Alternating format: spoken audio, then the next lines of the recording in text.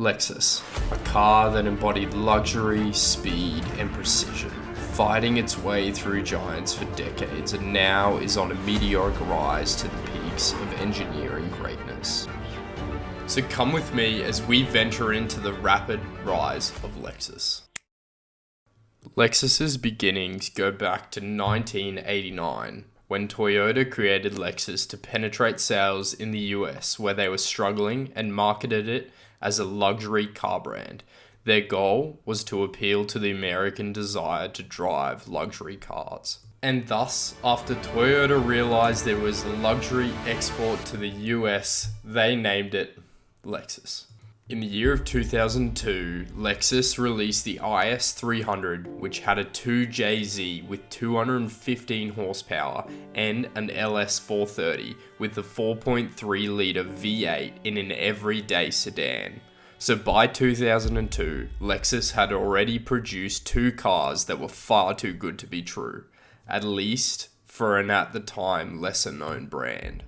By 2004, Lexus had recorded 2 million sales after just hitting 1 million in 1999 in the US alone, and marked the first luxury hybrid SUV, the RX 400h, which was the first hybrid car Lexus had produced and led the way into luxury SUVs.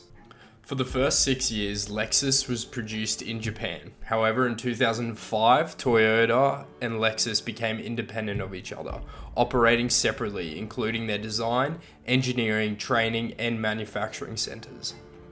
Throughout the early 2000s, Lexus had reached sales success in South Korea and Taiwan, becoming the most successful car brand in both markets. And in 2006, Lexus had become the third best car brand in Australia, as well as being launched in Malaysia and South Africa. In that same year, Lexus reported that they had reached approximately 475,000 units worldwide. In 2007, Lexus founded their F-Marquee Performance division, marking the start of Lexus track-inspired vehicles of existing performance models. And in that same year, they had broken 500,000 units sold in a single year worldwide, and were the largest top-selling luxury car brand in China, Japan, the US, the UK, Canada, and Russia, which is absolutely insane. However, in the recession that hit the late 2000s, sales fell by 14% to 435,000. By 2009, they had reached Indonesia, Chile, and the Philippines, and throughout 2010, despite the recession, they began to regain their popularity slowly, despite facing Toyota recalls, which affected some Lexus models, where they announced the recall of 1.5 million vehicles, 740,000 in the US, 599,000 in Japan, and 191,000 in Europe and other markets. The recall affected the Lexus RX 330, the Lexus GS 300, IS 250, and IS 350. The following year, Lexus marked the last year as the number one selling car brand in the US after 11 years, where they also released the most well-renowned Lexus to ever exist, the LFA.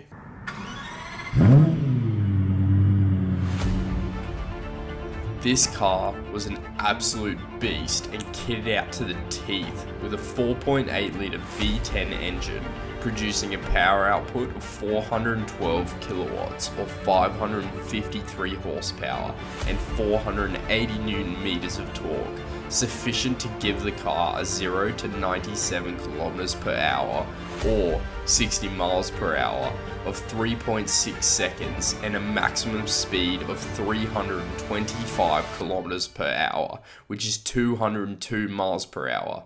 The LFA's body mass was comprised of 65% carbon fiber reinforced polymer, which made it insanely lightweight, and incorporated various other lightweight materials such as aluminium, titanium, and magnesium. The value of the LFA has increased significantly since production ended, In 2021, a white LFA sold for $782,000, which is 1.16 million Australian dollars. And in May of 2023, a sunset orange LFA sold for $830,000, which is 1.24 million Australian dollars. That is next level.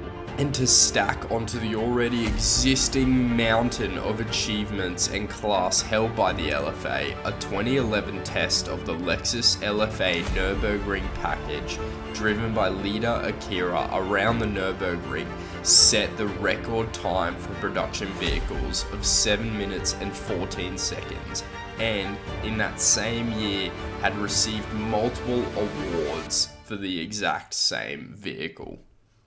And now, fast forward to 2023, where Lexus had marked a 132% increase from 2022, which brings us to Lexus's next chapter.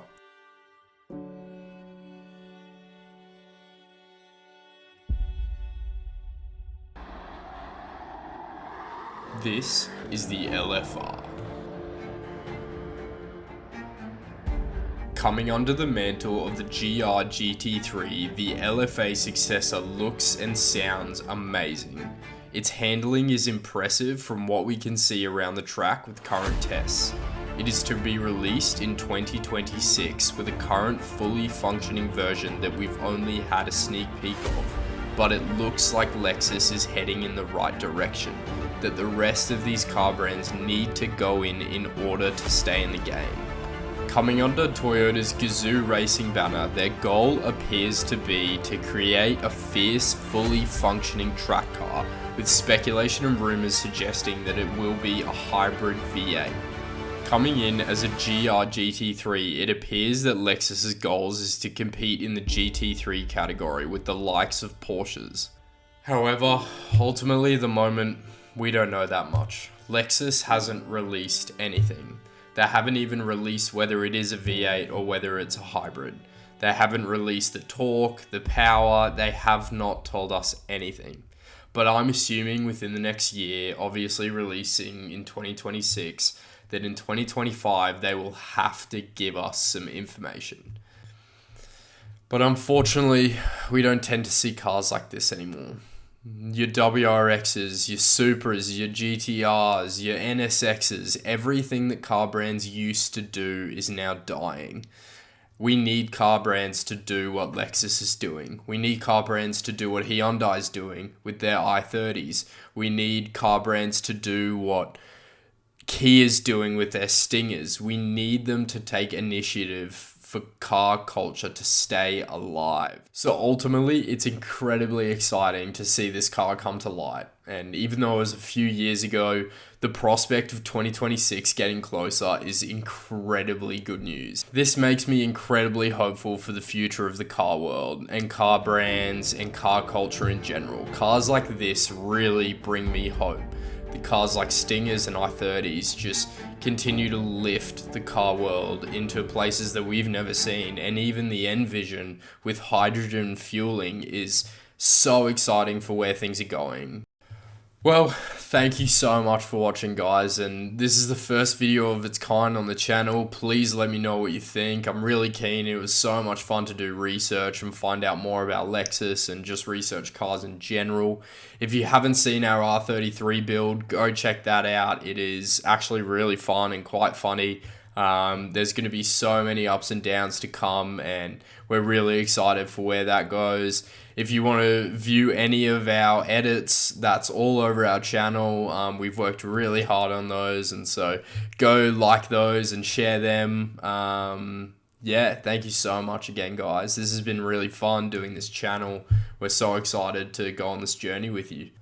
And don't forget to comment what you guys think of the current state in car culture and the car world. I'm really keen to hear what you guys think. Don't forget to subscribe, and we'll see you in the next one.